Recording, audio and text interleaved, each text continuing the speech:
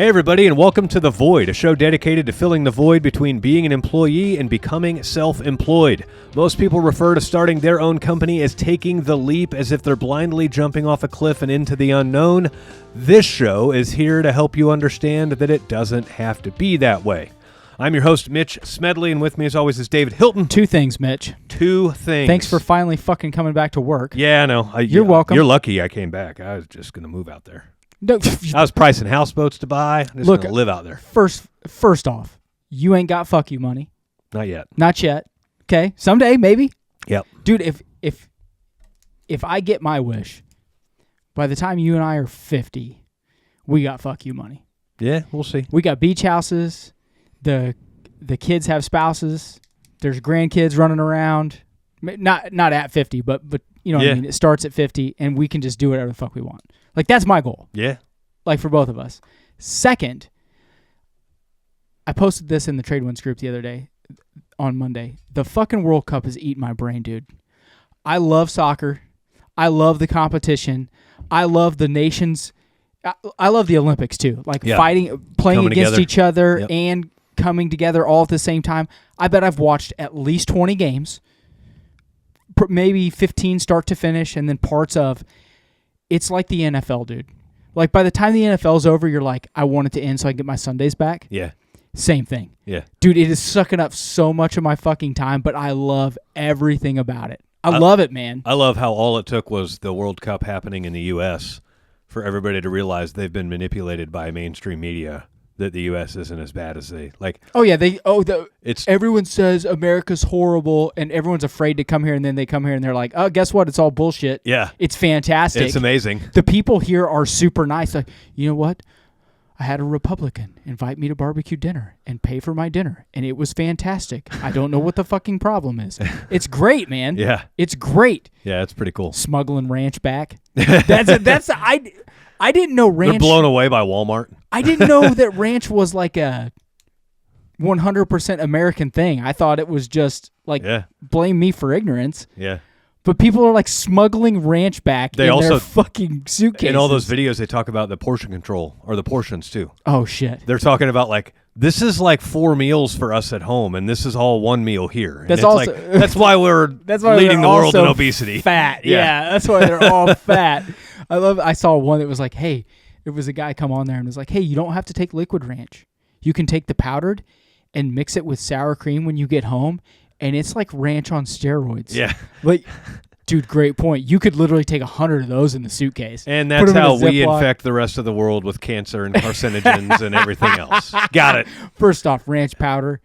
Dude, Hidden Valley ranch powder and sour cream, 16 ounces of sour cream, change your fucking life. Yeah. And Ruffles. I don't care. Ruffles with ridges. Dude, Ruffles and French onion dip. Yep. Get the fuck out of here. That's good shit. Oh, my God. People eating barbecue for the first time. Yeah. Like, do they not have barbecue in Europe? No. Like, they don't smoke meat? No. Like, I know they do in Africa. Yeah.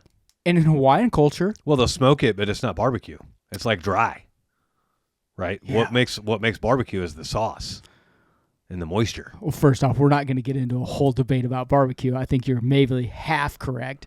But yeah, dude, a slab of ribs? Like, you telling me you've never had a slab of ribs smoked for 6 hours on a set of ribs? But I'll say this. I brought deer steaks and deer burgers out to Powell with us. They taste different out there. Something about the scenery. Like, they're better? Oh, God, yeah.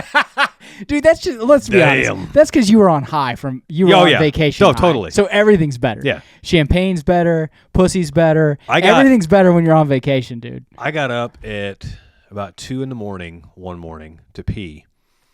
Our houseboat had a toilet in it. I only used it to shit. I think I only peed in it once or twice.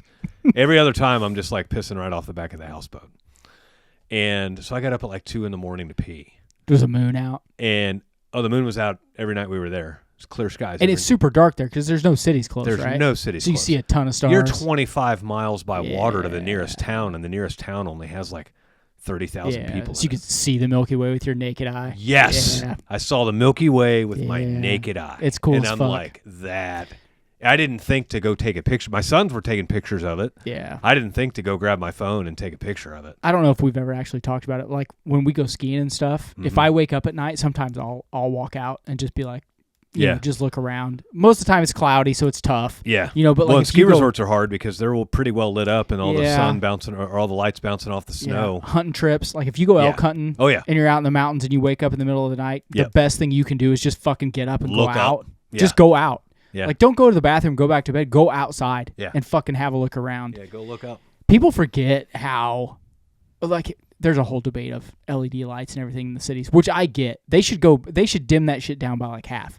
Light pollution's a real thing. Yeah. But man, when you're out here even in our neck of the woods, like we're kind of in the middle of the country. Mm-hmm. If you and I want to drive 30 minutes and kind of have that look, we can get it. Oh yeah. Our elevation's lower, so it's not as great. Yeah. But we can get it. People miss out on that in the city, dude. Yeah. And they just get infatuated with, it's the city lights and this is what, America's really about. It's not. Yeah.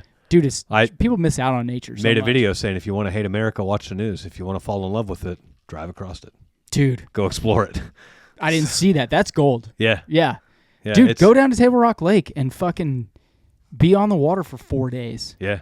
Come to the Midwest. You know what? First, I'll retract that. If you're a liberal turd and love the city, don't come to the Midwest. Stay where you're at. Yeah. Leave this to us. Let us have our area that you hate so much. Yeah. Like, you just stay in Chicago. I saw a picture. It was a young kid wearing a shirt, and this kid was like 2. And he's wearing a shirt even better that says, "Don't bring your San Francisco to my Bradenton." Yeah, no shit, Bradenton, Florida. But, yeah, dude, I love. We've talked about this on the show before. Anna Maria Island is basically the island west of Bradenton, Florida, and then Sarasota is south. And yeah, the fucking traffic is horrible.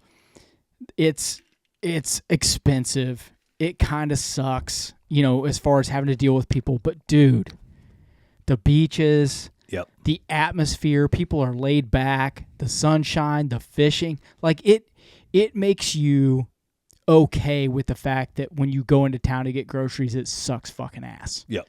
It just does. Yeah. And there's something I think that a lot of people that are stuck in their, cities that don't have those attributes kind of are missing out of, and they don't even realize they're out there. Yeah. They don't realize that, hey, I could just drive down to Alabama Shores and be on the beach for a week and really see what it's like to live somewhere nice. You don't know what you don't know. You don't know what you don't know. Yeah. We talked about this, I think it's 2 weeks ago. We're going to Destin, Florida with some of the Trade Winds guys. Dude, I'm ready to be on the beach. Yeah. I am ready. John Castro hit me up the other day. He's like, hey, were you serious about maybe putting a fishing charter together? And I was like, yeah, I'm seriously thinking about it. He's like, that'd be hard for this trip though, because you'd only be able to do it in the afternoon. First off, most of them start at you can do a 4, 6, or an 8, so it actually works perfect. If you want to, they'll go out in the afternoon. Oh yeah, in the evening. Yeah. Okay. They'll do it. It's crazy. He's from Costa Rica. He's like, I'm not really into fishing. I don't know. And I'm like, dude, you know what? Maybe I will put something together and we'll go fucking fishing for one. We don't have to offshore. You just bay fish. Yeah. You just take 4 or 5 guys and bay fish. Yeah. You go an hour. Yeah. You don't have to go offshore. No, you don't. So. Man. Do they have tuna there? No.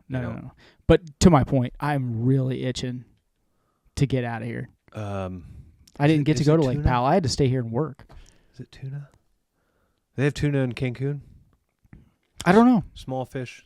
Not the bluefin tuna are huge. Yellowfin tuna are smaller. But when I say smaller, I mean 50 pounds and this big. So Cancun. Oh, we're getting into some fishing stuff. Here we go. I think it was tuna. Ceviche on the back of the boat. Like you catch it. They caught it up. Dude, hit the Google machine. I think ceviche is a type of It's a type of cooking. Yeah. But I think they you would could do it for I think it was. I think you can do a lot of fish ceviche style. I think you can really eat any fish ceviche.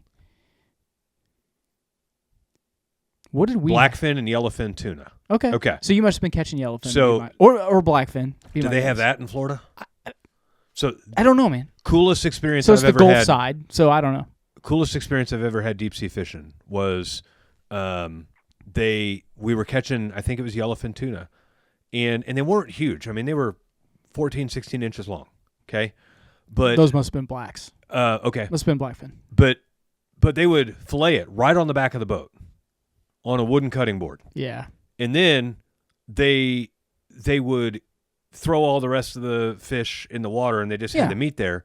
And then the fillets. Yeah, they had a couple of lemons, and they would squeeze lemon juice on it, and they had some tahini, and they put it in a bowl and mixed it up with some tahini. They're tossing it like this. And then the lemon juice in the sun cooks it, ceviche style, and you eat it. Like, yeah, you eat it raw. I just caught that bitch 5 minutes it's like ago. Sushi. Yeah. Oh, my God. Dude, there's something. So good. Dude, tuna tartare. We had this when we went to Indy. Yeah. You ordered it the first day, and I was like, what is this guy doing? Maybe it was Gary Dickerson ordered it. I can't remember. One of you. Dude. It's amazing. It is amazing. Yeah. And there's only a few restaurants in KC where you can get it, and it's actually fresh. Love it. Yeah. It's seared, but mostly raw. God, I gotta go on vacation. Yeah. I'm itching, bro. Dude, Danielle and I were just talking about it. This Lake Powell thing is, I mean, it is a vacation, but it's work, and it's stressful, and it's not a relaxing vacation, right? No. It's a very active vacation. Yeah. And so it's like, man, we almost need a vacation from our vacation. Well, we kind of got one coming up, kind of. It's half work, half play. Yeah, but it's not going to be, so normally when we have these events, it's a ton of people. Yeah. It's looking like there's only be 10 of us. Yeah. So it's not like it's going to be fantastic. So what's funny is I probably dive harder in on that because I can have a deeper impact on fewer people. No, you 100% do. Yeah. It's going to be great. The people that are coming are going to get, they're basically going to get us doing their jobs. Concierge coaching service for... No, we're going to be, you, I, and Aaron are going to be doing their jobs. Yeah. For 8 hours, essentially. Yeah. We're just going to do whatever they want us to do. Yeah. And then you know what we're going to do? We're going to go on the beach. We're going to go on the beach. And maybe I'll take some guys fishing. And I won't be able to drink still. So. Oh, you still on the wagon? My medicine got punted out for 90 days. So I know, but I can't remember everything. Yeah. How long is it for? End of August. End of August. Yeah. So dude. What I thought was going to be 30 is it's dry summer for me. So I've had 3 July, ounces of August, alcohol September. all summer. Well, 3 ounces. I know I've said this on the show before. I owe you a fancy dinner. Yeah. Janine and I were literally talking about this 2 days ago. I said we need to get it scheduled and get reservations where we're going to go. Yeah. And now I'm thinking, well, I got to wait because if I'm going to buy a bottle of champagne or you know what I mean? Yep. Like, well, God damn it, Mitch. I know, it sucks. You're telling me I got to wait till September 1? Well, and now when's it over? September 1? With this bullshit, I can't get in the water for 30 days. I can't get in the lake for 30 days. Yeah, I wouldn't either. 2 weeks for a swimming pool. First off, 4 weeks for a lake. You can get in salt water. You'll be fine. Ooh, salt water. Salt water's fine. Yeah, salt water's probably good. The bacteria, it's bacteria they're worried about. Yeah. So no Blue Springs Lake. Yep. Ever. We did boys' night last night. It's the first night I've done boys' night and not gotten in the water. Well, it's not for you. Boys' night's not for you. No, I know, but usually Mason leads it off and I finish it. That's kind of our... So Mason led it off and he finished it. And no, we finished it by snap. We broke our fucking tube rope and it launched into the boat. Thank God it didn't hit anybody. How do you break a tube rope? It's a story. Okay, so when Mitch says it's a story, it means it's my fault. No. Let's just say we had a tuber go 4 feet underwater, not letting go of the tube.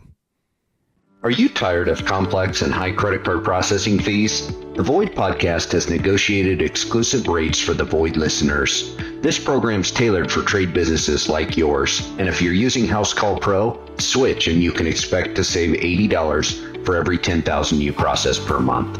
Don't let high processing fees drain your profits. Visit empowerpayments.com/the void or call us at 913-423-1265 now and unlock your savings. The tube porpoised and went underwater. Was it disinflated? No, the back came unzipped. Oh, filled with water? I think it filled with water. The bag filled with water. Now, it didn't sink, but it was full enough with water that when the boat tried to pull it, if your weight was on the forward part of it, it just went underwater. This guy submarined. Have I ever told you about my dad almost killing me? We lived at Lake Lottawanna when we were kids. Uh-huh. Okay? Well, we lived with our mom. Our dad had his new wife at Lottawanna, so we went every other weekend. We had a tube that was like old school black inflatable inner tire tube. Yeah. Okay? Yeah. Like it was a white trash piece of shit. Rope tied around the inner tube. Rope tied around. It wasn't full. So we would ride on it, and it was smaller, so you'd ride on it on your knees. Yeah. Well, my knees got sucked into kind of the inside. My feet are up on the back. My knees are on the inside. Well, it sunk. Yeah. And I couldn't get out, even with my life jacket. So I'm bent in a fucking pretzel like this. Yeah. Screaming. My hands wave. I'm like fucking drowning. Yeah. And this motherfucker is just going. Yeah. Doesn't see. That's a form of therapy for fathers. It's I first can't off, hit my kid. First off, but I'm going to drown his ass on the tube. fuck him. Okay? Fuck that son of a bitch. I almost drowned. My back was fucked up for. Luckily, I was young and rubbery. Like I was probably. My guess is 8 or 9. Yeah. So I bounced back. But I will, dude, I remember it like it happened yesterday. I thought I was gonna fucking die. That's funny. That's the closest I've ever come to thinking I was gonna die. Yeah. I thought I was gonna die. I was like, I'm drowning right here in this fucking lake right now. We snapped our Brown tube rope Bayliner. Fuck him. last night. I've not let it go. So we used the 50-foot tube rope initially to pull our Malibu with the houseboat. So like when you get out to Lake Powell. Well, that'll weaken a rope real quick. No, so it was fine for that. And it was holding fine and everything was good. And everyone else other than me was worried that we were stressing that rope out too much. And so I said, well, if you guys are really worried about it, we'll double it up. We'll fold it in half. Yeah. Houseboat's got 2 cleats on the back, so we'll run it from one cleat through the bow eye of the Malibu and then up to the other cleat. Well, it still puts stress on the anchor point where it crosses in the back. Well, you know what I mean? So the loops are on the no, I get it. cleats. But where it goes through on the one where boat, it goes through on the those bow eye. first 3 feet where it goes back and forth. But we're weak as fuck. But it's splitting the load 50-50 on the rope now, right? Yeah, but the wear's worse. But it almost cut through the rope at going through the bow eye. And so I tied a big knot in it, lost 6-8 inches of rope. Not a big deal. But tied a big knot in it, and then we just started using the houseboat's anchor rope to pull the Malibu. And the houseboat's anchor rope is like an inch and a quarter rope. Yeah, it's got to be. Right? And so we started using that, and everything was fine. Well, that knot is where the tube rope snapped in half last night. So it was your fault. Got it. Understood. Oh, yeah. No, I mean, anything that happens on a boat's your fault. But, thankfully, when it, like, the tube was underwater, so the tuber was not at risk of getting slingshotted in the face with the rope. Or just let go, You fucking let go, bro. They on these guys that come out for boys' night, we give them the signs of if you want to go faster, it's thumbs up. If you want to go slower, it's thumbs down. Yeah. If you want to be done, it's the hand across the neck. Or like let I'm go. Done. Or just let go. And so they were like, all right, well, I'm going to throw you guys a new sign. Okay. You'll know what it is. Okay. They get out there and they go like thumbs up and then middle finger. And so Mason's like, all right. And Mason's tossing them off the tube, That's and gold. So these that guys are gold. like competition tubers. It's funny. But yeah, that rope came right back at everybody in the boat, and thankfully it didn't hit anybody. Dude, so it's hard to be a competition tuber on that boat. It only does like 30 miles an hour. It corners hard. Dude. It corners real hard. If you want to go, like, I'm supposed to be taking Layla. It goes 39, by the way. Whatever. I'm supposed to take Layla and her little friend tubing. Yeah. They want to go.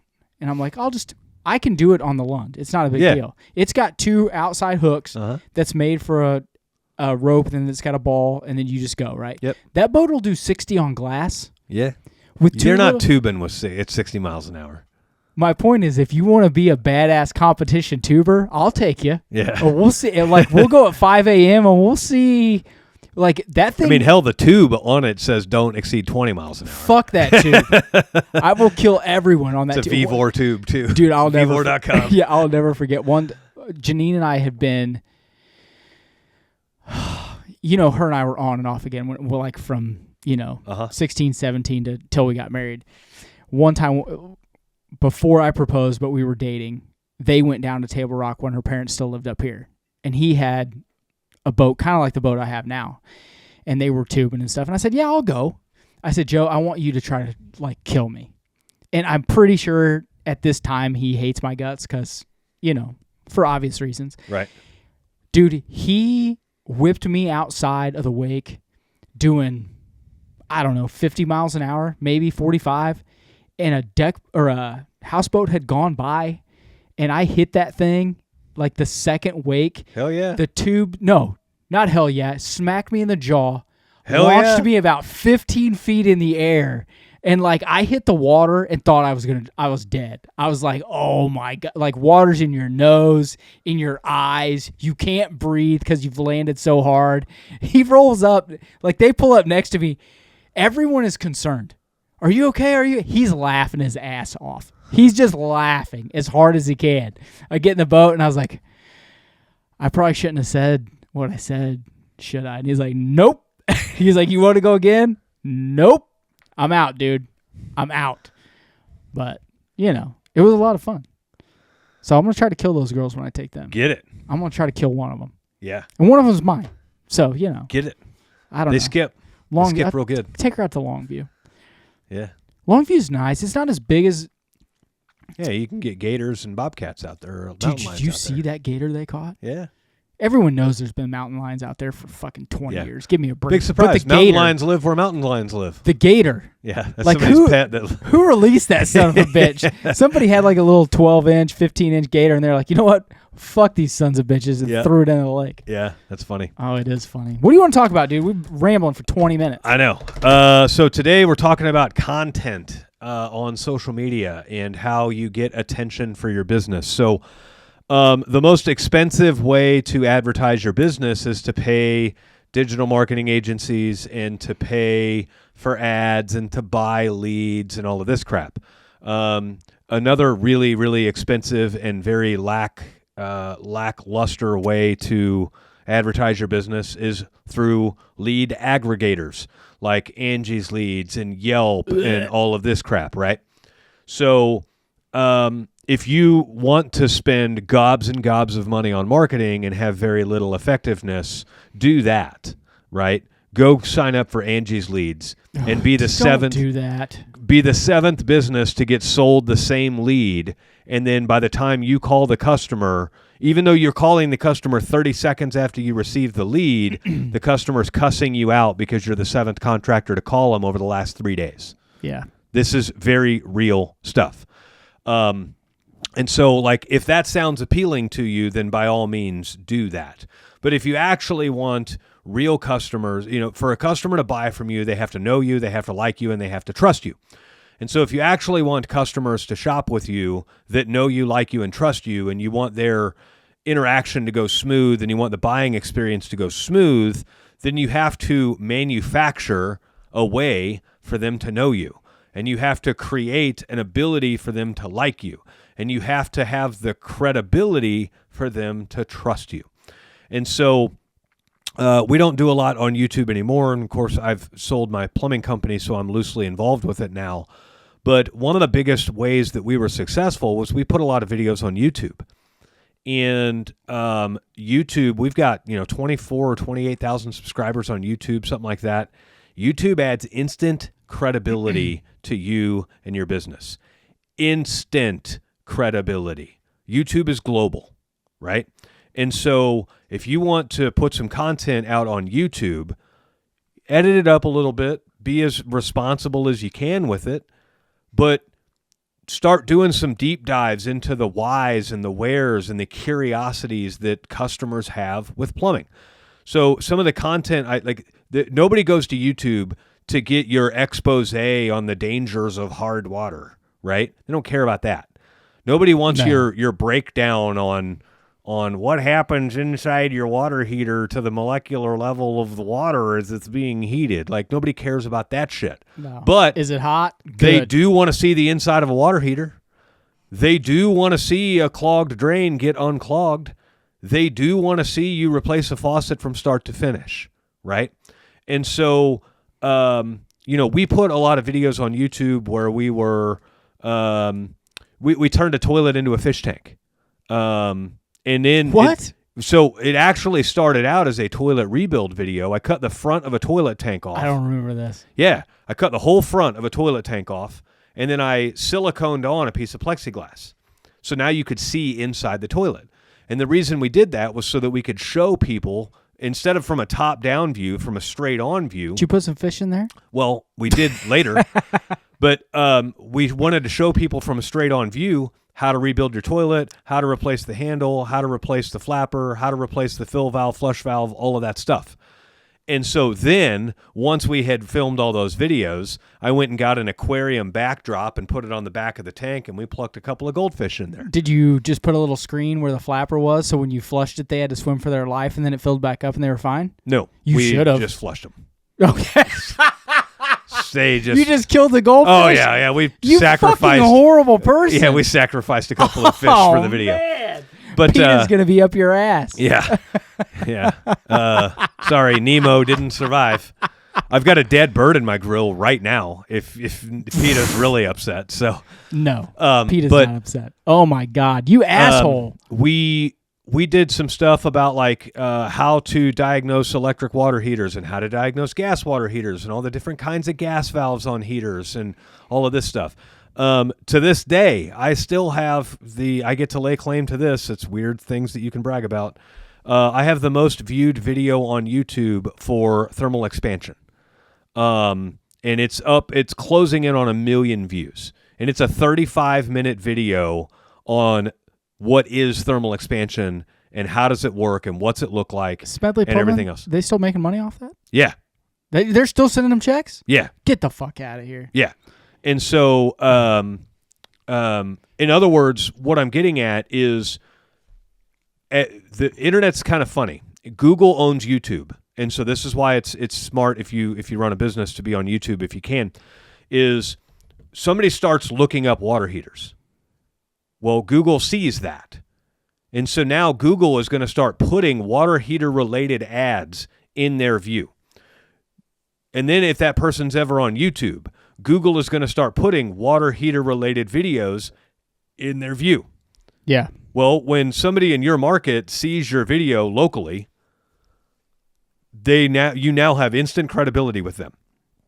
Another thing we did, so there's this government program close to us where they put in sump pumps. The government actually pays to put a sump pump into your house. And you have to apply to be on the list of approved contractors and all of this stuff. Well, we did this intentionally, but we put out videos for how to install a sump pump and how to make it last forever and why the method we do is different than any other method and all of this stuff.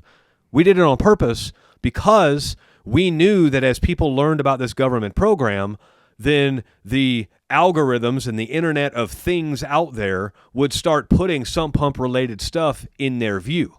And so they're subliminally watching videos of ours without even making the connection that we're local to them. Yeah. But then they get to the step in the government program where now the government hands them on the list of approved contractors and they have to pick from the list, and they now see a logo and a brand of a company that they've recognized and they know and they like and they trust because they've watched all of our sump pump videos. And so now they pick us. Even if they don't know, like, and trust you, just the subliminal, I've seen that inherently before. Yes. Dude, we've talked about this a lot. We talked about it with Roger Wakefield when he was at our event like 1.5 years ago. Yeah. Dude, just the subliminal branding that they don't even recognize, like, tells them, this is where I want to go. You're automatically attracted to it. Yeah. We don't realize how much we do it now. Right. You know, even like McDonald's. You see a McDonald's logo, and it's not subliminal because you know it, but you're like, oh, hey, it's McDonald's. Yeah. You're not looking for McDonald's. You don't want to eat McDonald's. You don't want to know anything about McDonald's. You hate McDonald's because their food sucks. But I you know still what? swear you can taste a McDonald's fry in your mouth every time you see their logo. That's what I'm saying. Yeah. It's just, it's that immediate, oh, shit. That back brainwash of, there it is. Yeah. They don't realize, and they will automatically go to your logo or your business, like on your list that you're talking about, and call that, and they don't even know why. Yeah. They don't even fucking know why. Yeah. That's the power of branding. Yes. Yeah. And so, that was a lot of YouTube stuff. Well, I was repurposing a lot of those videos on Facebook and social media and all this stuff. And you're going to see through Tradewinds, you're going to see me start doing a lot of videos with Tradewinds here very, very soon. You may even see a couple of them before this show even airs. But I had the opportunity to test a lot of thoughts and theories over this last week or 2 or 3 as we've been kind of leading up to our Lake Powell trip. And I don't have a giant following on social media. I've got, let me just check and see here real quick. So on Facebook, I have 7,300 followers. Okay. I would be considered that's like a lot. That's a lot, Compared but I would to be a regular considered person, that's a lot. correct. But I'm only following 26 people, and I've only ever made 5,700 posts. Well, let's see where fucking Dave's at. Well, you're going to be way low because I you're know. anti-social media. I am not anti-social media. Look at what keeps coming up first on my feed. Yeah, that's funny. I know. It's so stupid. But it's 7,300. It's not like I have 100,000 followers, right? It's not like I have 1 million followers or anything like this. It's 7,300 followers.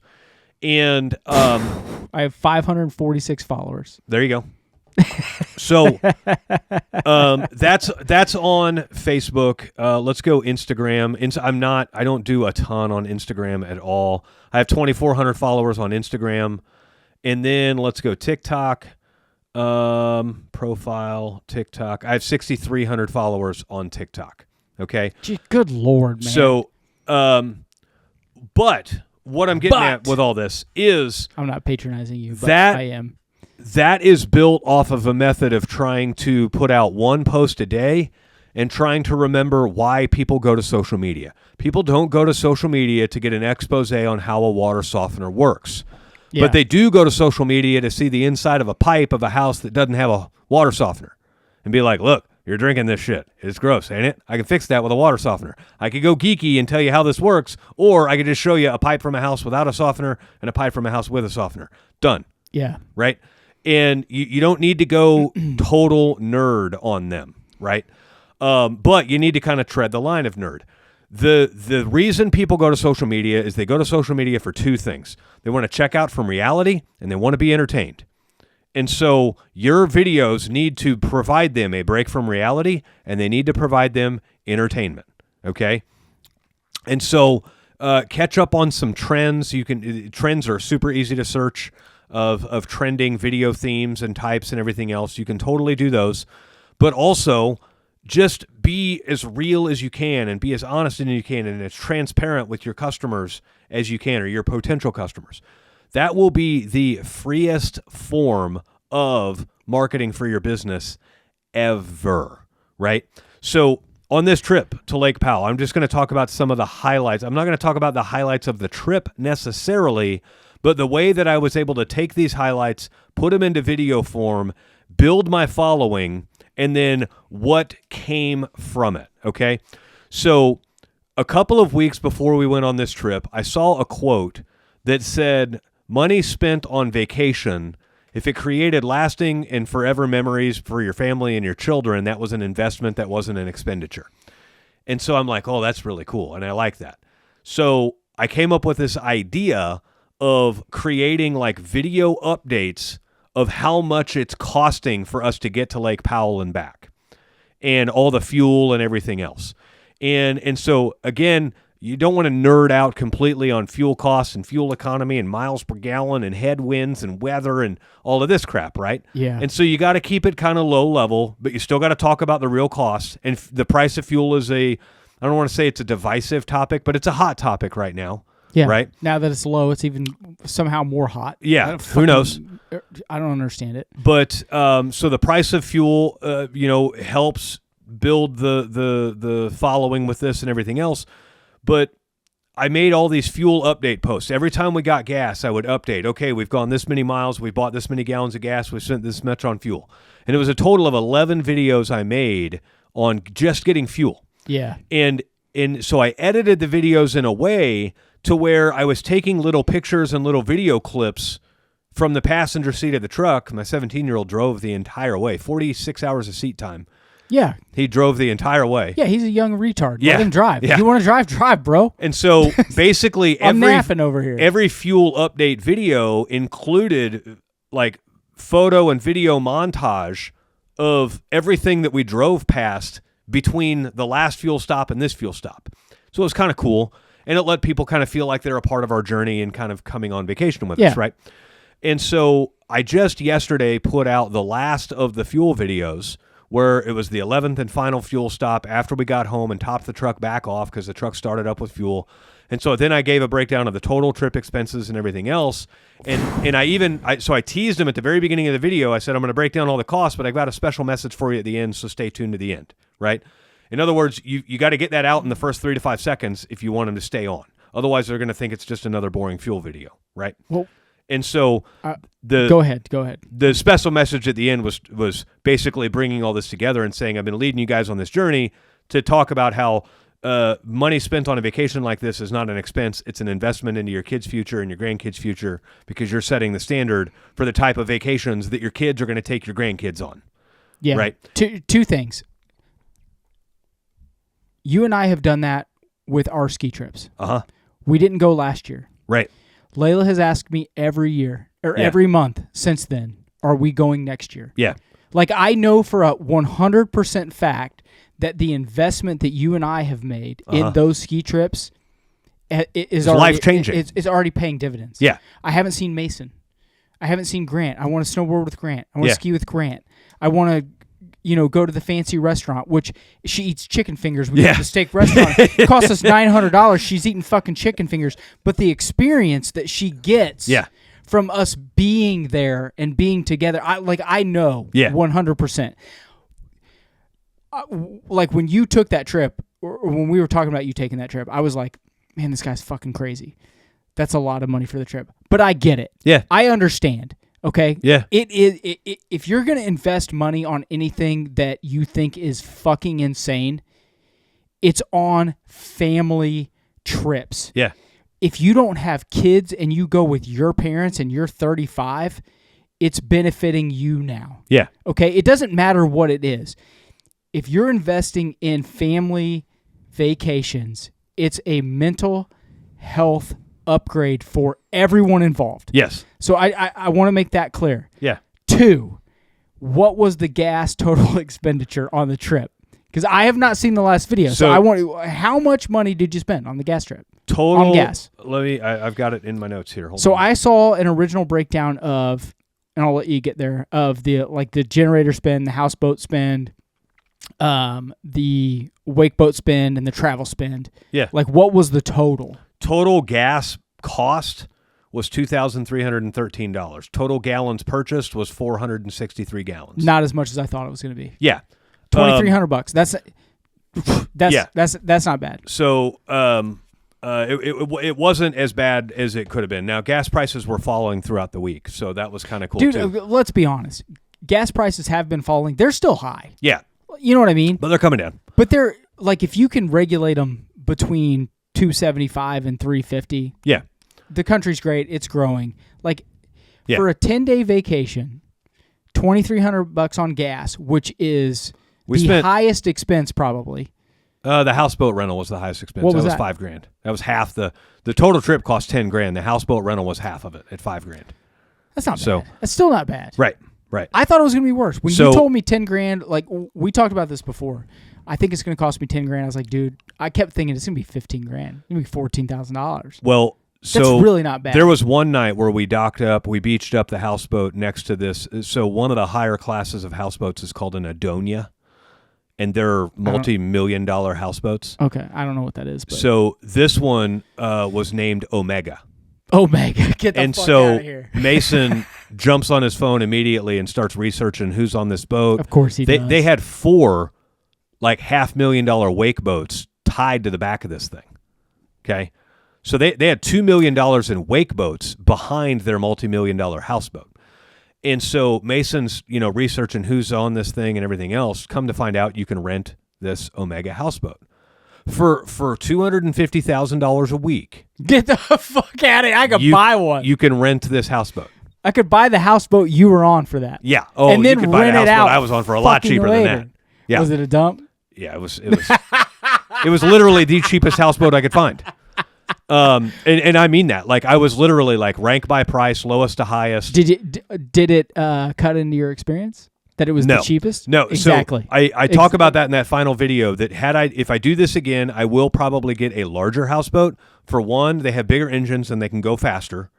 But for two, they have more anchors. Our houseboat was so small it only had 2 anchors, and we blew off the beach twice. And part of it, like you wake up in the middle of the night and you're floating out in the fucking no, lake? thankfully it never happened at night. It was in the middle of the day. That's fucking hilarious. They just wake up like, yeah, dong. What happened? Fuck. Well, we were Bounce tying off boats. We were tying our wake boat to the back of it. I set up my big bumper on the back of the houseboat, and we were tying our wake boat to the back. Well, the 2 anchors are designed to hold the weight of the houseboat, not the weight of the houseboat and our 9,000-pound wake boat. That's on you, bro. And so, could you not just beach the fucking Malibu? So we ended up doing that on 2 high wind days. We beached the Malibu. Yeah, you have a keel guard. Yeah, beach the motherfucker. 2 of the high wind days we ended up beaching the Malibu because it kept pulling us off the beach. But anyway, so I want to talk about some experiences just from this trip. Now, I'm going to get rid of the elephant in the room first. This trip is unique. Lake Powell is unique. And anything unique already puts you into a class of virality. Okay? If you're going to post a picture or a video of something that nobody else has posted a picture or a video of, that puts you one step closer to virality, right? Yeah. It's the exotic car thing. It's the exotic you know what I mean? car you thing. You got a Lambo and you're posting about your Lambo. People are automatically more drawn to it. Yeah. And now if you have a Toyota Corolla and you're posting about your Toyota Corolla, unless you've got humor or some other unique characteristic, it's probably not, right? Yeah, if you got a supermotor in it, you're good. Right. And you tag it 2JX. Is it a 2JX? 2JZ. 2JZ. Yeah. Thank you. Like your gold, right? But so I do want to get rid of that elephant in the room first, that yes, being on the trip to Lake Powell, there is an element of virality simply because it's Lake Powell. Now, I tagged the location of Lake Powell in these posts. I never hashtagged Lake Powell. And so hashtags help other people find your videos, by the way. But anyway. Yeah. Yes, we know that. If you don't know that, hey, lesson learned. Lesson learned, right. And so I started basically making 1 to 2 or 3 videos a day leading up to this trip. I built a homemade rock tamer to keep our boat protected for the 2,500-mile round trip. And I made a video about how I built it. And, of course, I caught some clapback in the video of these engineering nerds that tried to convince me it'll never work. And so that provides me the opportunity to make more content because I made another video and released it either last night or this morning of, okay, after the 2,500-mile trip, here it is. It's still in perfect shape, still working perfectly. So all you naysayers that said it wouldn't work, here it is. And it worked perfectly. We're here. This is where we're at. And so other things that happened, though, is I developed a new following of people that were following all my accounts simply because they wanted to follow us on this family journey. And they're not following it because we're going to someplace exotic. They're following it because they've fallen in love with a personality online. People absolutely love other people's business. They fucking love it. And so you'll have... I'm going to call it for what it is. You'll have obese people that film themselves eating, and they have 100,000 followers. Yeah. It's not my bag, but they'll develop 100,000 followers, and all it is them eating fast food on their couch. And they're talking about how good the fast food tastes. So the key is the consistency at which you deliver the content. Yeah, I 100% agree that it is the consistency. It's like 1,000% the consistency. You know, what you said just like right before that is it is the personality. I don't think it is the personality. I don't think it fucking matters who does it. I think anything in someone else's lives that someone finds intriguing, they will follow. And if it consistently tells a story, this is the sitcom era, okay? Like if people tuned in every Thursday night to follow the lives of the people in the sitcom, it wasn't necessarily the personalities of each individual character. It was the story that they were telling every week. It's just transferred to social media now, and you can see it in live time. You know what I mean? Like you were saying about the obese people that are just eating McDonald's every day. Yeah. You know, what was that show where the guy ate McDonald's every day? Like, yeah. He was fit and ate it. Yeah. Like My Big Size Life, My Big Life. Something like Super Size Me. Me. Yeah. Like, people found that intriguing. It was completely ridiculous. The show was fucking dumb. But people wanted to see what is going to happen to this guy. So, and that to your second point of it being consistent, if you're consistent with it and people can continually tune in or pull off of it or enjoy it on a regular basis, they will continue to do so until it's over. So, like, you know, we see these shows that go 10 seasons that they should have shut down at season 6, but people are already like, hey, I have to see what happens. Yeah. I have to see what happens. Yep. Well, the rule is the 100% underlying thing is the consistency, that it's there for them to watch over and over and over again. Yep. It doesn't matter sometimes what the content is. And proof that your personality doesn't have to be wildly unique. Okay? The most viewed, the most subscribed TikTok account, he never says a word. He's never spoken once on TikTok. I don't know who you're talking about. His name is Cabby Lame. He's a lame. That's fantastic. Senegalese born, like he's a foreigner. Lives in Italy. He's a black guy, very dark skinned black guy, very handsome dude. You've seen his videos, you don't even know it. I probably have. He's the guy who mocks life hacks. These people will make life hacks that are actually not a life hack; they're actually harder. They're trolling for stuff, yeah. And then he'll go do the thing super simply, and then just kind of gesture with his hands, like, "Look how easy that was." Okay. I love the guy already. He's a troll of trolls. 162 million followers on TikTok, beating out Mr. Beast with 92 million followers. Jesus. Now, Mr. Beast, obviously, big production value. I don't follow either one, but no, that's fine. I get what you're saying. Mr. Beast will spend $1 million to make one video. Yeah. And I'm not exaggerating. No, I get it. Like now Mr. Beast is big on YouTube, right?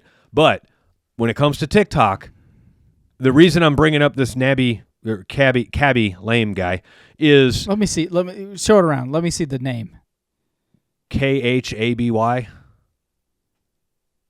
I'm assuming that's Cabby Lame. Where am I looking here? The blue letters up top. Yeah, I think you're right. So Cabby Lame. Would be my guess. Like, and I don't want to throw you under the bus here, but this is a great example. Mitch, you're a regular dude. Yeah. Like, you're hardworking. You're a good family man. You are the typical middle-aged white guy. I'm as American as American can be. You're the typical middle-aged white guy that no one wants to fucking hear from. Right. In the middle of America. Like right now, you are the guy no one gives a fuck about. Right. But the consistency that you put into those videos, right, and your consistency on social media, you have created an insane following, which if people want to really know, I don't fucking understand it. Yeah. And it's probably because I'm too close to the, you know what I mean? Yeah. Because we're great friends.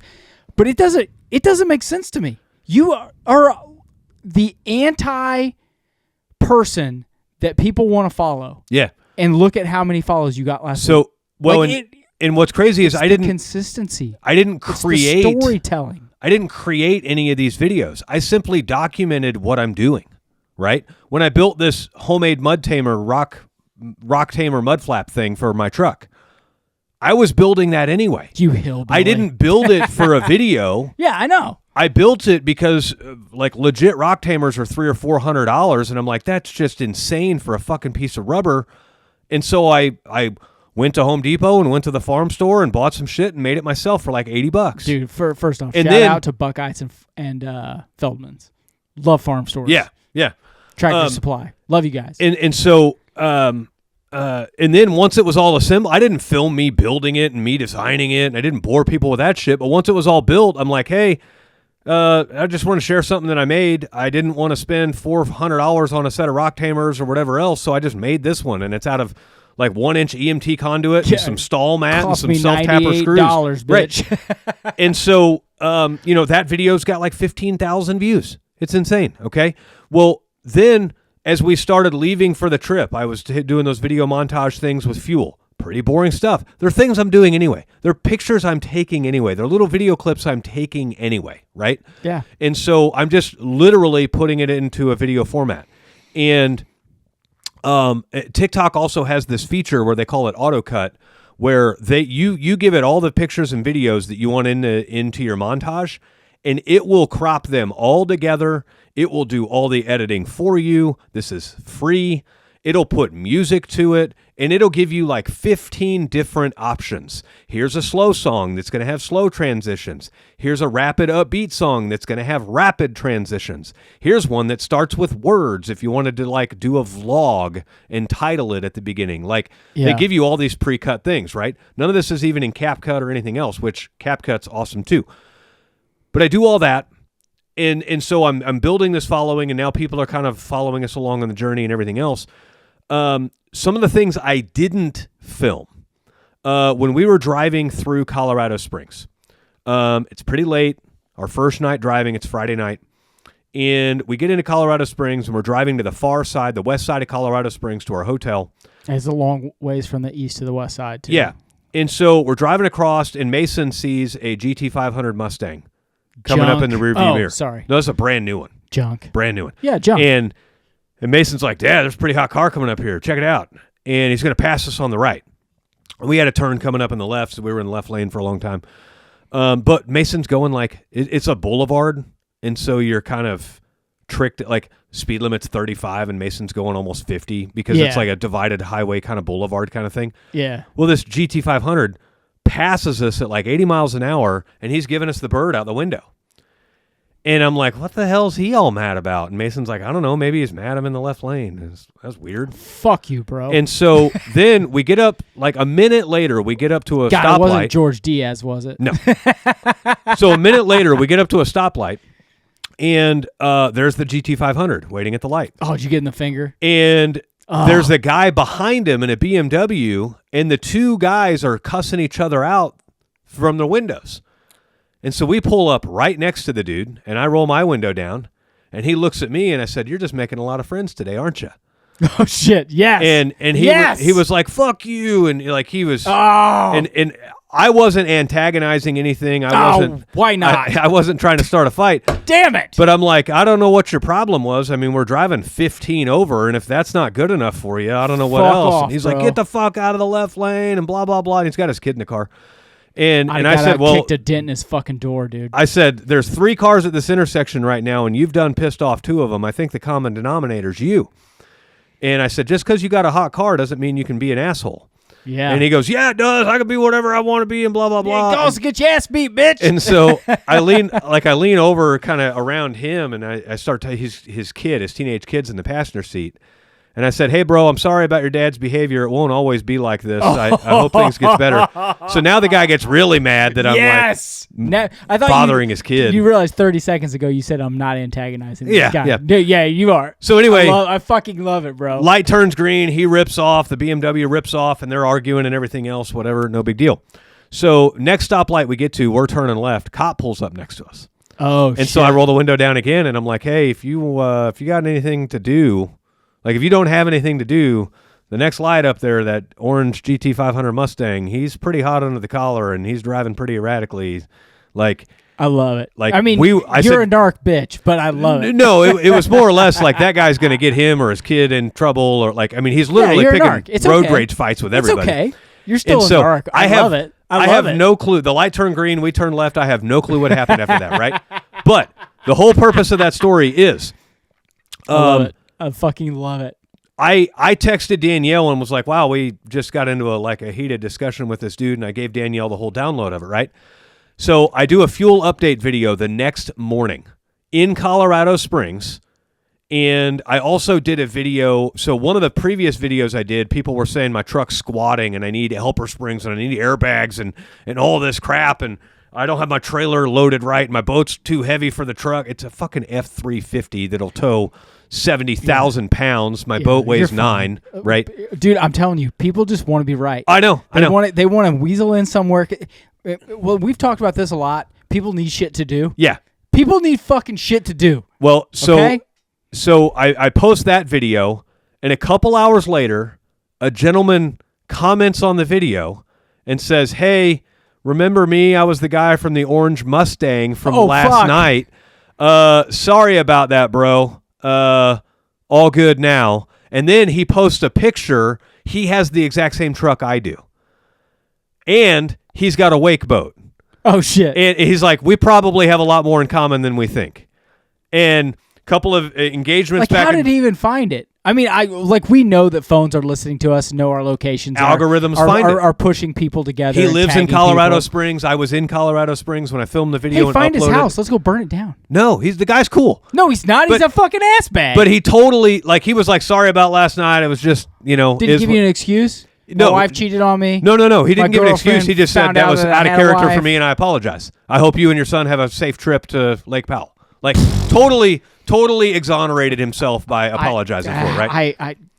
But I just don't accept apologies anymore when I know that it's just because I got called out on the internet. The thing has less... No, so I didn't call him out on the internet. Oh, you didn't? No. Never. He just randomly found you. He just randomly saw the videos, right? Okay. I accept that 70% of the time. So, but that is proof of how the algorithms put your message in front of people that need to see it. Oh, yeah. Right? 100. And so, other things that happened on this. Hey, before we move on, maybe we should have a word from our sponsor. Oh, yeah, we can do that. Let's do that. FieldPulse is the field service management software for field service pros like you.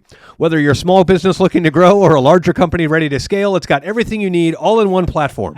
It has advanced features for your CRM, your estimates and invoices, your scheduling and dispatching, your good, better, best proposals, because we always promote 3 options, your maintenance plans, and it will even incorporate the TradeWinds price book. And if you don't have the TradeWinds price book yet, you absolutely should. It's $299.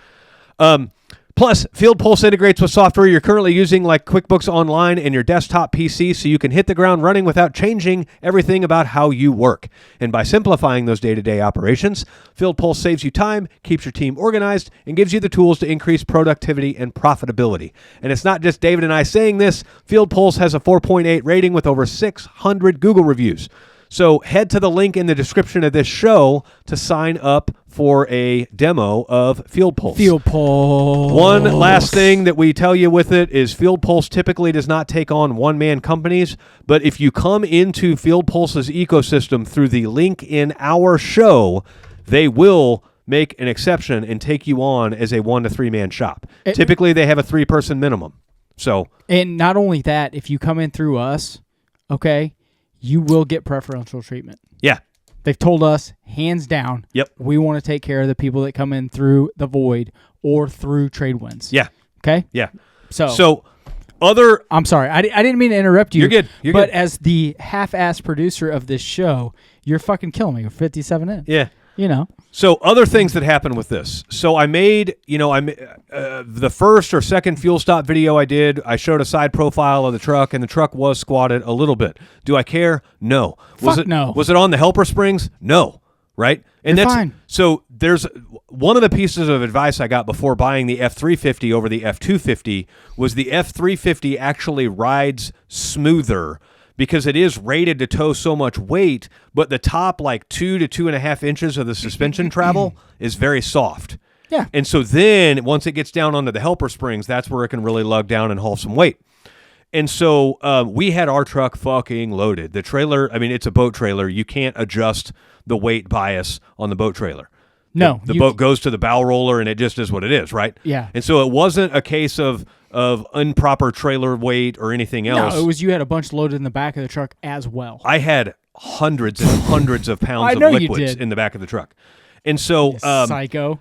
So, I caught a couple of flack on that. I made a response video. This is something else you can do is when you see a trend in the comments that opens up the opportunity to make a response video about that, and it gives you an opportunity to create more content. And so I made a response video and said, hey, yeah, a lot of people on the previous video were talking about our truck being squatted. I put a tape measure to it. It is squatted by about an inch. Do I care? No. Here's why I don't care. For one, it's a solid front axle truck, so it does not affect the geometry near like it would if it was an independent front suspension truck. For two, we're not even on the helper springs. So I showed that. And then I explained like everything that we have in the truck and why it's so loaded down, and then it's not an improperly loaded trailer. There's actually nothing in the boat. Well, dude, and big trucks are made to occasionally have to squat. Yeah. Engineering is built into the squat so that you can once in a while carry a serious fucking load. Yeah. And I've had a truck with airbags before. And I'm like, I was in a conversation with somebody last night about this. I had an F-150 that we hauled a 9,000-pound camper to Yellowstone and back, and I put airbags on it. I hated it. Yeah. Airbags make it look cool. It makes it look like your truck is tough and it's handling all this weight without squatting. It rides like shit. But it rides like a fucking brick. Yeah, they're brutal. Not fun. They're brutal. So Mason and I were already commenting about, with the truck loaded the way it was, how smooth the ride was out there. It was insanely smooth. We're getting a little off topic. I do like the helper airbags, so you don't replace your suspension with bags, but they just help cushion it when you're overloaded. That's what I had. And you can kind of crush those down a little bit. Those are okay, but you can't. Still makes it stiff. You have to be on 2,500 or 250 and up. You need that weight. Yeah. You can't do that on a 150 platform or 1,500 platform. I loved how it rode without any helper springs, without any active suspension or all the timbrins or what, all these people are trying to throw out their things, and it's like, dude, everybody, like, that's unfortunately the one real downside of social media is that. Yeah. It's that everyone is an expert in their one little area that they quote unquote want to be an expert in, but it's not that they want to be an expert in it. It's what intrigues them the most. Yeah. So they try to armchair quarterback every little thing. Yeah. Yeah. And that's fine. To your point of, I comment as best I can with those without tearing those people down because it gives your post more legs. Yeah. More people see it. It's engagement. If you're doing that inside of your business, but not tearing people down, and more people see you, and you become an quote-unquote expert like you were saying earlier, what is that, Mitch? It's free fucking advertisement. Yeah, it's engagement. It's more mileage. It's more reach. It's more mileage, and it's more reach, and more people see what's going on. And if you think that people don't... I do this specifically. When people are... And I'm a troll on the internet, and I know it's bad, but I hate people, so I do it intentionally. It kind of it's a weird sickness. I'm not going to get into all that, but when I see someone engage with what I've posted or what I've commented on with someone else's post, I will go through and read what they've posted on other people's reactions to my original post. Yep. And I'll comment on those too. And it's a way to double down and create that. We talk about the spider web all the time inside of social media, and to get that reach out there, right? Yep. But if you do that over and over and over and over again with your business posts, but you're very political about it, or you're very, non-confrontational about it, so that you seem neutral and you seem that it seems like you're calm, cool, and collected. Mm-hmm. You know what I mean? Like you're a professional in that area, people will go and look at all of those other comments that you've made inside of that and trust you more. Yeah. And like you more and respect you more and call you to work on your HVAC issues, electrical issues, plumbing issues, regardless of what the original post was about, because you've garnered that trust. Yeah. Just by commenting on those posts. Yeah. It's free fucking... Look, so we talk about this inside of Tradewinds all the time. Guys don't want to do it because they're wrench turners. I'm this way, okay? They don't want to fucking do it.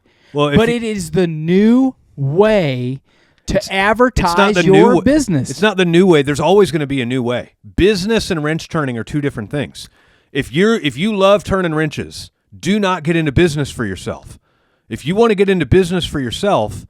You have to be a business mindset person. You have to know, it's the E-Myth analogy, right? A person loves baking cakes, and then they go in and they start their own bakery, and then they realize that baking cakes has nothing to do with business ownership, and it's payroll, and it's taxes, and it's budgeting, and it's marketing, and it's planning, and it's all this stuff, and they end up getting out of it because it's like, no, I just wanted to bake cakes. Well, okay, so business ownership wasn't for you, right? No, you're right, and you're a little off topic of what I was discussing as far as if you can't handle that side of it. Yeah. Inside of the social media part of your business, just don't do that part. Yeah. You can still be in business, but if that's something that you aren't good at, hire that shit out. Right. Have someone do it for you, because it is the new type of advertising. Yeah. I mean, I had an on-staff videographer for 2.5 years because I was busy running the business, and so I was paying somebody to create the videos for me, right? Yeah. So I'm going to talk about 3 more interactions from this trip, and this is just during the trip. This has not been since we've gotten home. So I made a response video to the squatting comments, right? Okay. And I said, is the truck squatted? Yes. Do we care? No. It's a solid front axle. We're not on the helper springs. The truck is not squatted because of improper trailer weight. It's squatted because I'm hauling 3 coolers full of food, like cases and cases of water, and all like tons of heavy shit. I was hauling tools. I had a off-road jack, like everything. You never know. Right. You never know. I was ready for whatever. On a trip like that, bro.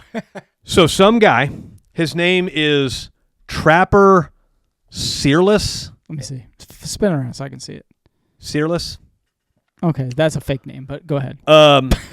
Yes. He is somewhere in the western side of the U.S., and he's got a fairly decent following, but he comments on that video about that, are we overloaded? Do I care? And he basically went straight to ChatGPT, and he talked about the dangers of overloaded trailers. That's because people are afraid of everything, and they think fear-mongering is a fucking way to garner attention. Fuck people like that. And he must have put a link to my video into ChatGPT, or he used Facebook's Help Me Write a Response feature. There's a Help Me Write button on there. Yeah. Don't ever use this because you're getting ready to learn why. So he writes this monologue that, as I'm scrolling on the phone, I shit you not, is 2.5 feet long. Dude, if people post that shit, I don't even read it. Oh, no. I glanced, read it, but it was all paragraphed. You could totally tell ChatGPT or AI wrote it, and it was, it can affect your suspension. Are your tire pressures rated for it? Is the suspension rated for it? Are you overloading the frame of the truck?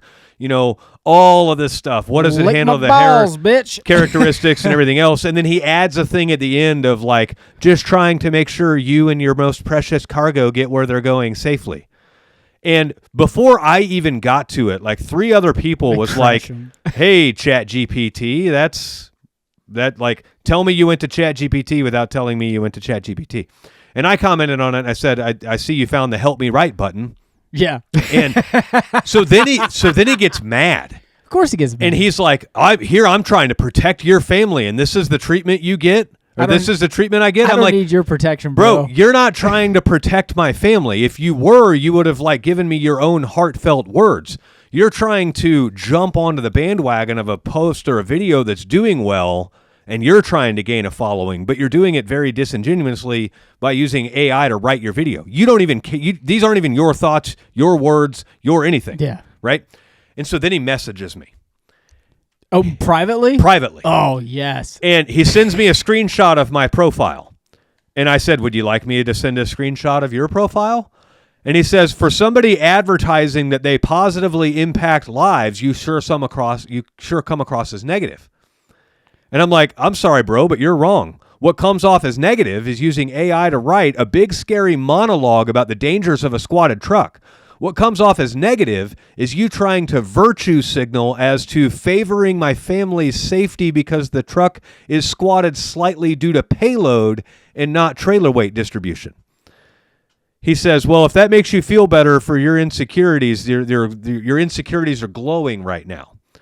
And I said, I believe that to be the other way around. He says, wow, I'd hate to live life through your lens and perspective. Good luck. Dude, I crush these people. And I said, literally, the first 3 engagements on your comment were laughing at you for using AI to write your comment.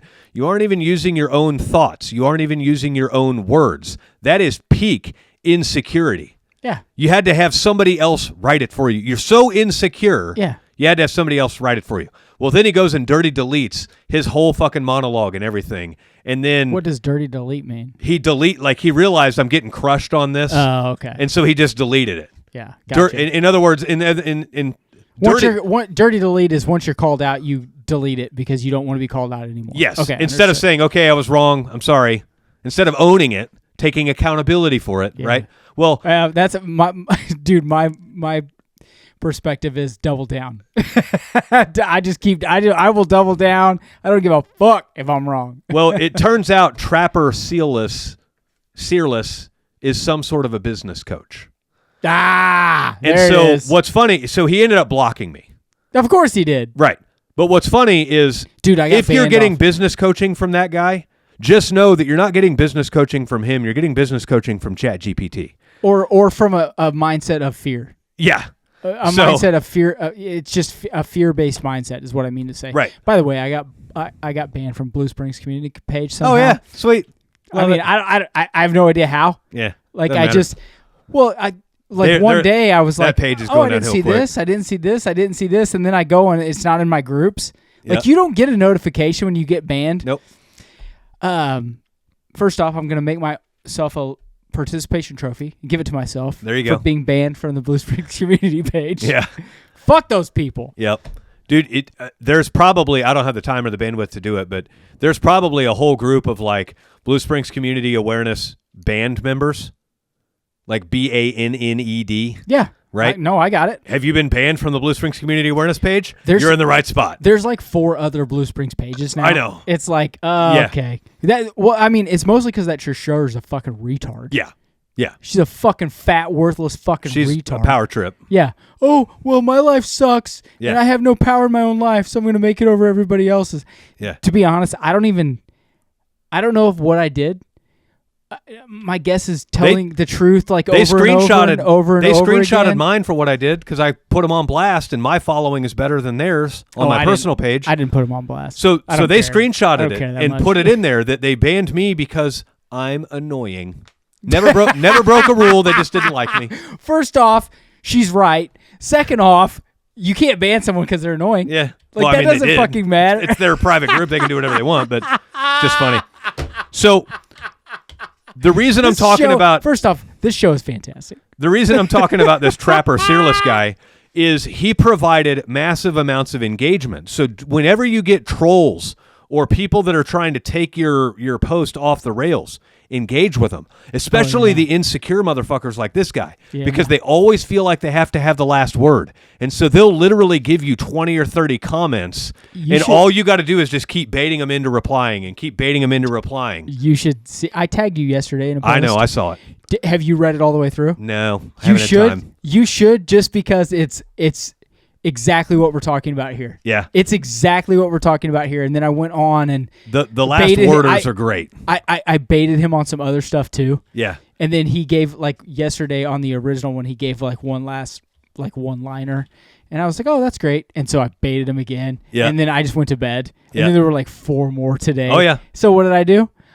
Baited him some more. I don't care. I got nothing to do. And what's funny is the last worders will give you endless comments. I fucking love it. What people don't understand is, I said this earlier about myself. It's a character flaw that I troll people. Like, I don't have a lot going on. You do it for your enjoyment. I do it for my enjoyment. I don't have a lot fucking going on. But when I see bad actors, I will intentionally just roll them. Yep. And I don't care. Like, my favorite thing is, well, I could just see that you're mad and you're pissed off about this. And I'm like, actually, I'm having the greatest time of my life right now because this is kind of why I engaged in it. I have nothing going on. Yep. This is what's happening. And dude, I will fuck with these people for hours. Yeah. I got nothing going on. I'm watching World Cup. Yeah. It's entertainment. Like, it is 100% entertainment. I will tell them it's entertainment and they'll still keep going. Yeah. And I'm like, dude, like, if I think what I should do, you told me this like 3 weeks ago. I should 100% get the blue check.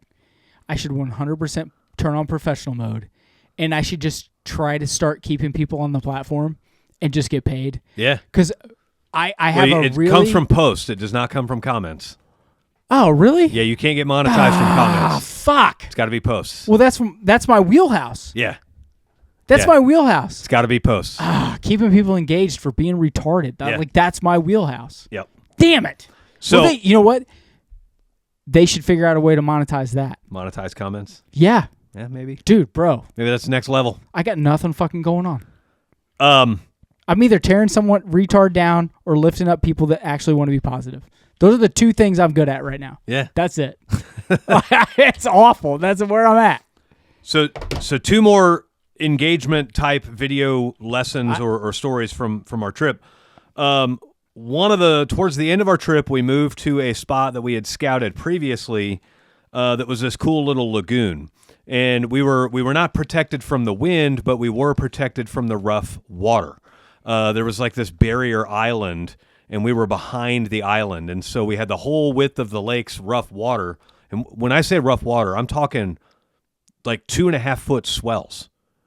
Ozarks on super busy yacht day. And there's not a boat in the water. Yeah. It's literally just wind driven. Yeah. Okay. Yeah. And so they were probably bigger than that. They're probably 3 or 4. Well, I tried foiling in it because the cool thing with the foil is you can go through rough seas because you're above the water. The seas were so big that they were crashing on my feet and then porpoising the foil wings. Yeah. And I have a 2.5-foot mast on my foil. So they were over 2.5-foot seas. Yeah, they were probably more like 3 to 4 feet. So you dummy. Anyway. Wakeboarding. So we move into this new spot and we're beaching our houseboat and we're getting it all anchored up and we're doing all the things. And I hear Mason just going, oh my gosh, Dad, look, oh my gosh. There's a helicopter overhead. And I'm like, that's fucking cool. He's taking off from like 150 yards from us. And so I'm like, oh, wow, I wasn't anywhere near my phone. Mason got a little video of it. I wasn't anywhere near my phone. But I went and grabbed my phone and stuck it in my pocket.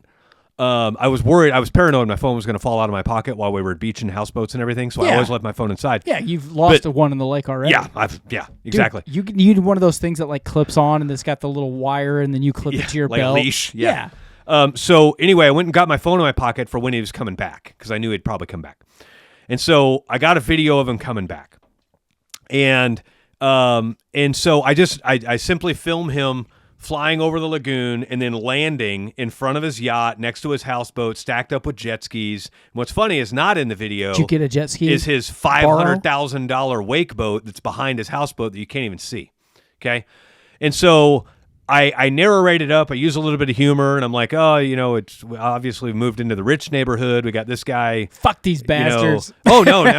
No, it's sarcasm. Yeah. I say, well, I end the video with something like, I hope Danielle doesn't make friends with these guys, otherwise I'm cooked.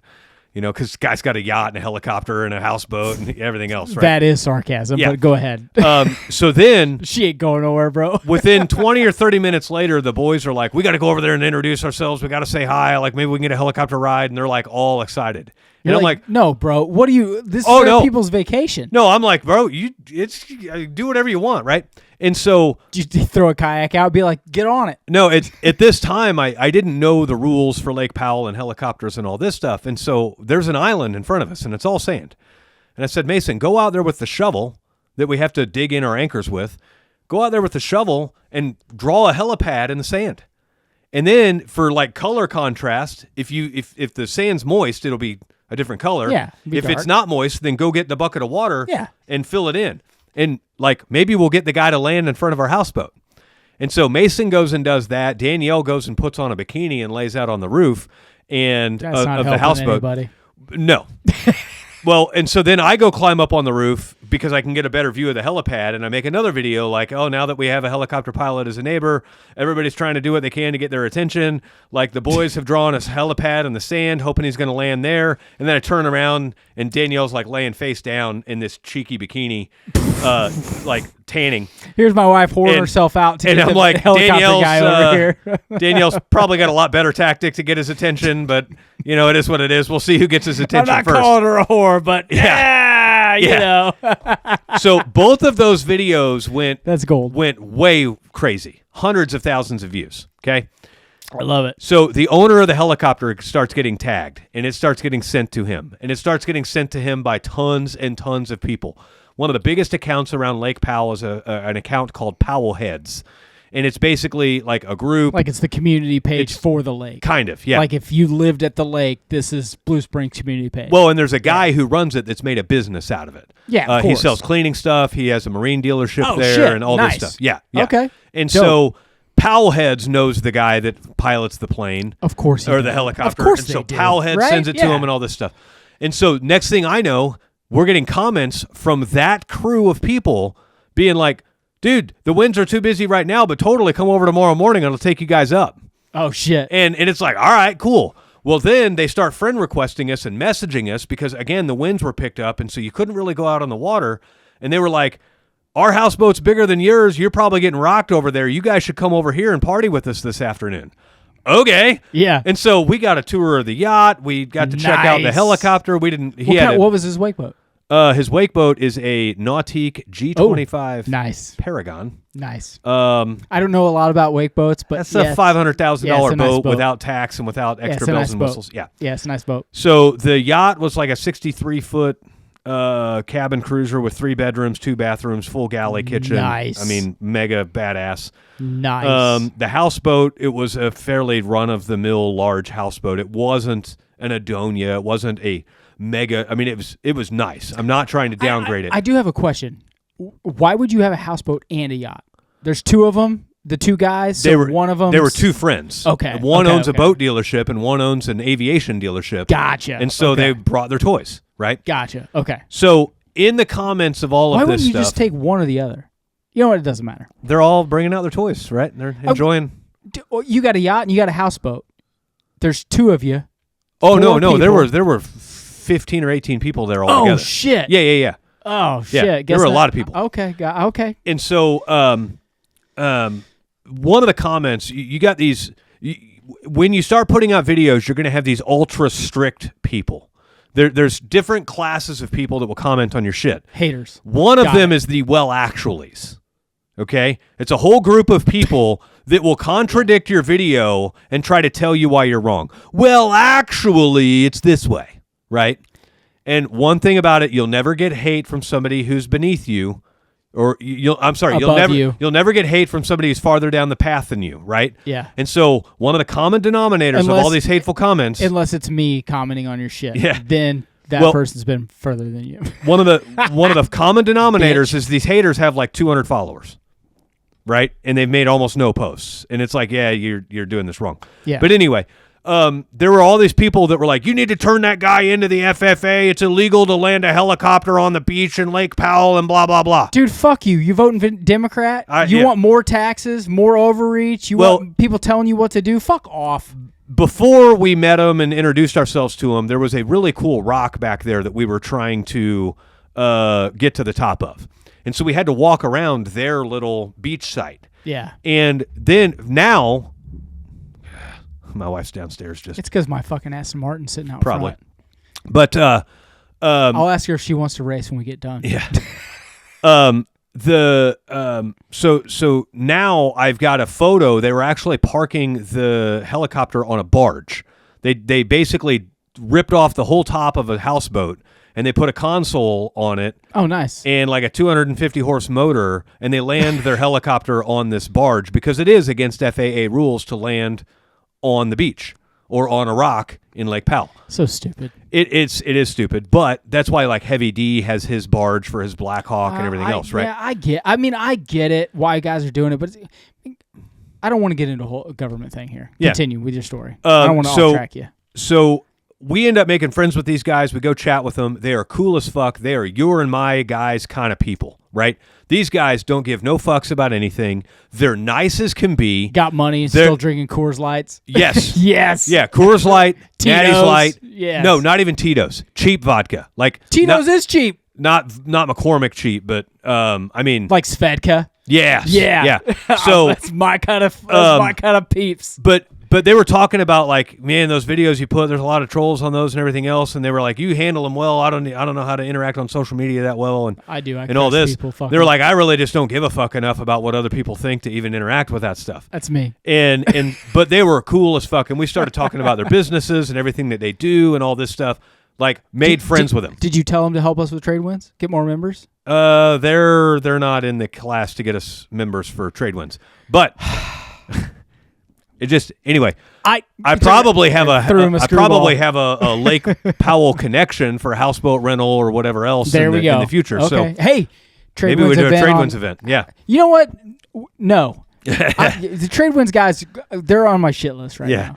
So anyway, with events, those videos got me probably 500,000 views just from those videos across TikTok and across Facebook and everything else, right? And so those videos take off. Well, I made another video of Danielle and I going to date night. Date night's every Wednesday night, no exceptions. Happens every Wednesday, right? And so Danielle and I take off on the wake boat for date night in the middle of Lake Powell. We leave the boys in the houseboat and we go take off. And I had strategically planned where we were going to be staying on Wednesday because there is this really cool slot canyon that you can drive a boat through. And so I'm like, I'm taking Danielle to the slot canyon. And so we go touring through the slot canyon for date night, and we find this little beach. And when I say little beach, I mean this beach is like 10 feet. 10 feet wide, 6 feet long, and it's in a like 10 feet wide and 6 feet deep, and it's in a triangle. And I'm like, that's probably big enough for me to nose the front of my boat onto that little beach, that's right? It. That's all I got. So I nose the front of the boat onto the little beach, and we're hanging out, and we're doing what you do on date night, right? Eating dinner, having drinks, got it? No. That's what you do on date night. Okay, well, I'm doing what you do after date night. Okay, there we go. All right, I just want clarification. So we made sure we took advantage of the scenery and the remote nature of the slot canyon. But anyway. Okay, sluts, got it. Okay, yes, slot canyon, got it. Canyon. Understood. Right. Okay. So continue, sir. In the process of all this, you're always mindful of your process depth. Of what? Of maneuvering the boat around the canyon. We've moved back a little bit. We got to get your thoughts in line, Mitchell. You're always mindful of the depth because the depth in Lake Powell can go anywhere from 0 to 300 plus feet deep. Yeah, they're bluffs. And there's bluffs and there's canyons and there's monuments that are under the water, and with the varying changing water levels, you could have a 200-foot tall monument in 205 feet of water. Yeah. And you're running along at 205 feet, and then all of a sudden, clump, you smack your prop on a 200-foot tall rock, right? Done it. Not in Lake Powell, but in our lakes here. Yeah. And so you're always mindful of the depth. Well, I beach the boat, and I take a look at the depth finder because I'm wondering, my depth finder reads off the back of my boat. Yeah, most of them do. I'm wondering how deep is the prop? Like, how much clearance do I have on the prop? And I'm blown away. It's 242 feet deep on the back of the boat, and the front of the boat is beached. Yeah, bluff. And I'm like, it's a bluff. That's a video right there. Crunch. Okay, so I make a video about it. It goes crazy viral. Well, I mentioned in the video that it's Wednesday night. It's date night. Wednesday night. Date night happens on Wednesday. No exceptions. This is before the sex. Yes. Okay. I'm trying to get my timeline. You're good. I got to get my timeline straight here, bro. So people go nuts in a positive way. We're going to see it. We're on our way. They're like, everyone's like, this is not where I thought that you talked about date night. I see her grinning in the background. Like, this is not where I thought this video was going. Oh, shit. Right? You disappointed people at the same time. Somebody... Let me either start an OF or get shit off the pot, bud. Look at these comments. I don't want to see these. I don't want to see these. Comments. Oh no, they're fucking gold. I don't want to see these comments. It's 192,000 views on this one little video. Okay. I love how. First off, let me see. Turn a little bit. Let me see. I'm disappointed in date night. She's wearing a sweatshirt. It was a little chilly. I don't give a fuck. It came off. Don't worry. No, that's it. But look at these views. Screenshot of her. It says satisfied customer. Oh my God. But the views went crazy, the comments went crazy and everything, and it was great engagement, right? So that's a lead up to this last experience that I'm going to tell you about. We were out surfing in the middle of the bay one time, okay? And it's rougher seas, and we're about ready to pack it in. Everyone's fighting for their life out there in these rough seas. Well, I crash on the foil, and I'm fairly close to this other boat. And so Mason turns around to pick me up. Well, this other boat kind of turns around and starts heading our way. And this guy hollers from his boat. He's like, "Hey, are you on TikTok?" And I'm like, "Yeah." Hey, dog, you on TikTok? He's like, "I've been following your whole journey. It's great. Keep it up. I saw date night." But again, it's just like the orange Mustang from the first experience with this. This is the algorithm putting your views in front of people that need to see your videos at that time. Okay? To the best of their ability. To the best of the algorithm. The algorithm wants to help you 100%. out, right? And so when you make videos for your plumbing company, your heating cooling company, or electrical company, or tile company, whatever. Yeah, it's proximity first, and it's then going everything to put, after that. Yeah. So in other words, the algorithms and the microphones on the phone hear a husband and wife say, maybe we should retile our kitchen. And now the algorithms are going to start pointing tile-related content at them.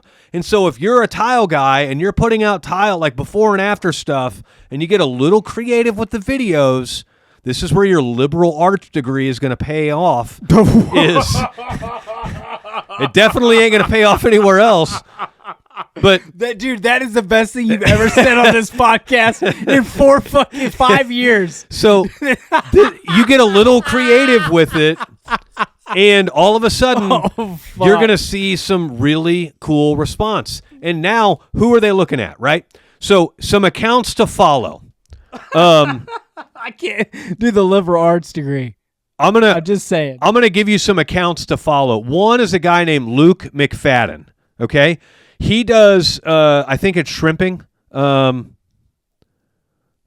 he go? He was just here. Luke McFadden. Luke McFadden. What's he, shrimp? You know where we're going. Shrimping's a big deal. Crabbing. He's a crab fisherman. He's on the East Coast then. He has 1 point. He's a crab fisherman. How Dude, because boring. people love crab. Dude, it's not boring. Hold on. No, it's not. I love it. How many crab fishermen are out there? 1 billion. How many out there think this is boring? It's just a fucking job. 1 billion. Yeah, probably. He goes out there and films his day-to-day life, his everyday life. He's not creating, he's not manufacturing videos. He's simply recording what's happening on the day-to-day basis. I know, I get it. 1.7 million followers, 37.7 million likes. And that's just on TikTok. Okay? I'm not arguing. I agree. People think the fucking shit just shut off. So another guy to follow, and I know these are maritime things. His name is Jacob Knowles. He's a lobster fisherman.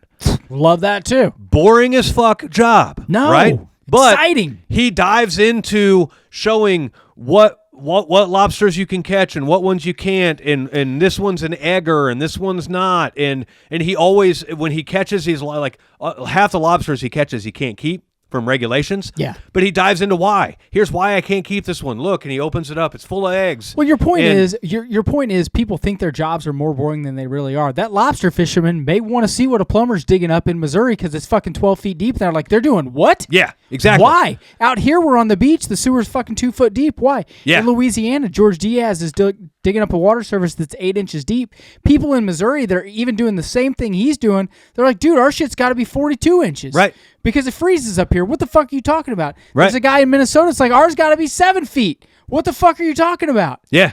If it's engaging content and it's real, it's quote authentic. Unquote, authentic is a better word for it. People will notice it. Yeah. They will follow it. It will be engaging. And then the algorithm will pick up the most engaging that has to do with proximity to your location. Yeah. And give that to people that are looking for plumbing work. Yeah. And so it's more simple than we want to make it sometimes. Obviously, you guys follow guy. If you're a plumber listening to this show, you've probably heard of Boston Plumbing Monster. I don't know. Do you think that guy's hurting for advertising work? No, probably he has more work than he can shake a stick at. He chooses to keep a small company. That's his prerogative. I'm not knocking it at all. He's in a perfect storm. He has all the attention. He has all the clients, and he gets to pick and choose the most profitable work. It's awesome. All because of content, okay? There's tons of other content creators out there. Content creator used to be kind of a taboo word. Now it's not. because it is literally the way that you get work. It's literally the way that you get clients, and it pays you. Yeah. Like, it's not free. It's free plus if you do it well enough. I finally got eligible for monetization on Facebook, and I'm 4 months in, and I'm already making $400 a month on Facebook. Just imagine how much I'd be making if I was monetized 2 and 3 years ago, like I should have been. Okay? I don't know. There was some weird glitch that kept me from getting monetized, but I mean, I could be into the thousands by now. Right? Our YouTube channel still makes over $1,000 a month, and we haven't put a full-length video up in 2 years. So the content pays the bills. The content also brings you clients. The content is the way forward with your business. Mitch, you got to wrap us up, buddy. Yeah, I do. So, I'm getting no, she's fucking bitching. That's why you got to wrap us up. I don't know. You're a fucking troll. I don't know what she's looking at me like that for. Next door. I'm sorry. Essentially, guys, the whole purpose of this show is to show you how content puts you in front of people that you never thought you would be in front of before, and it puts you in front of the right people. The Orange Mustang guy saw my content after we had that negative interaction. Now we're cool. The guy with the yacht and the helicopter saw our content. We got a tour of the yacht and the helicopter, right? All of those things happen simply because I'm filming our day-to-day life. I'm not creating any of these experiences. I'm just filming them. And I'm putting it together on TikTok and on Instagram and on Facebook. So start putting your business on Facebook and watch your business explode. Start putting your business on TikTok and Instagram and watch your business explode. Your empathy, your authenticity will show as long as you keep it interesting. So put that liberal arts degree to use and I thought and make some freaking content. Let that thing die. So we'll see you guys next week. See ya.